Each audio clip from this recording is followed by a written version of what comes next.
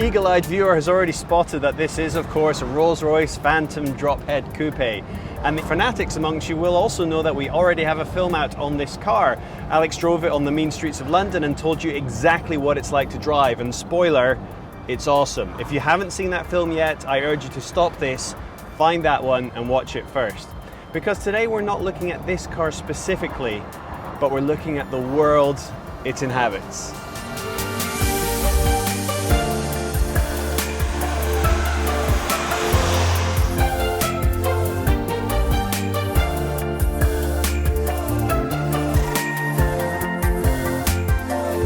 Rolls-Royce has always, even since it very first started, been at the center of a world dominated by luxury and excess, and that has continued right up to this day. The people who buy Rolls-Royces are the wealthiest people on the planet. They can afford to have a mega yacht and park it up here in Sardinia to come and play for the summer.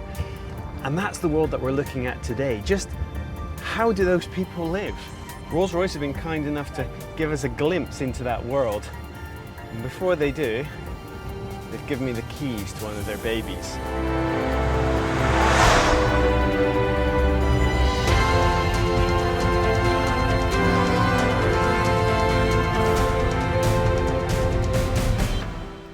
The amount of money that floats around in the world is obscene, and a lot of it is collected in places like Porticcevo. And that's why Rolls-Royce have what they call the Studio, a showroom come holiday fun spot where anyone who has moored up their multi-million-dollar 80-foot super yacht can then drift in, have a look around, and maybe just before lunchtime spend a house worth of money on a new car, just because it's Saturday.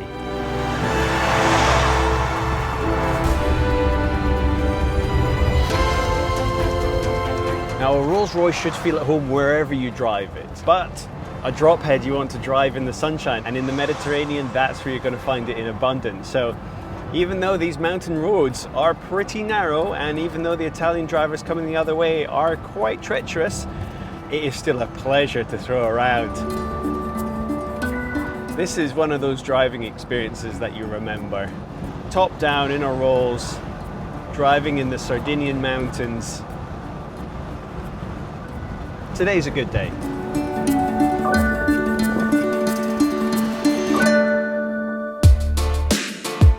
To mimic the experience of a potential customer, we switched modes of transportation to arrive in a more authentic billionaire style. I get my own, though nobody gotta pay for me. It's more my character than my money making me. I'm having a good time, it's all good. I'm big time, but I came from a small hood. We boarded a yacht with the intimidating name of Dominator 4000 to spend a single afternoon the way the rich and famous do out here every single day. We took in the beautiful sights, drank champagne. The sheer wealth on display around the island was incredible. Multi-million-dollar yachts littered the coastline, and here I was, a wee Glaswegian boy feeling like a fish out of water. But that's the point. This isn't my world. This is the world of the top 1% of the top 1%. And a once-in-a-lifetime experience for me is a commonplace occurrence for others. The list of options available to these kinds of people is vast. When literally no car is outside of your budget, how do you convince people to spend money with you? Where many other manufacturers have a presence on the island, Rolls-Royce is trying something different.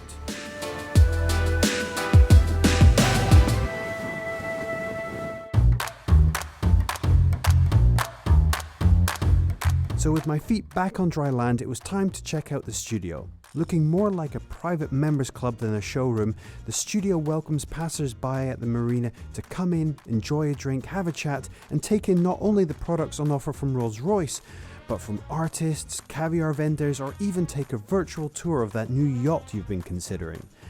The atmosphere was more like that of a party, all the while with a Phantom parked right in the middle of the room. That also being the only suggestion it's even possible to book a test drive or buy a car here.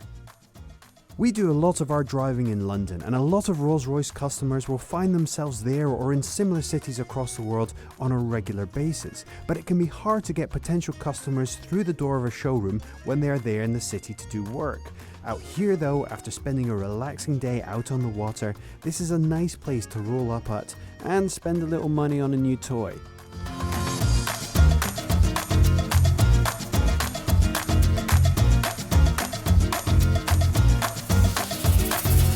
Today has been about sampling more than just the cars themselves, but really getting a glimpse into the world of the people who actually buy these things. And I'll be totally honest, the amazing locations, the parties, the great food, the yachts, the thing I still envy most are the cars.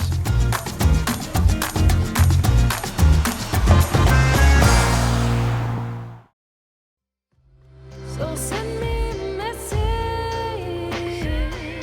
a lifeline back to you. Just show me your passages where the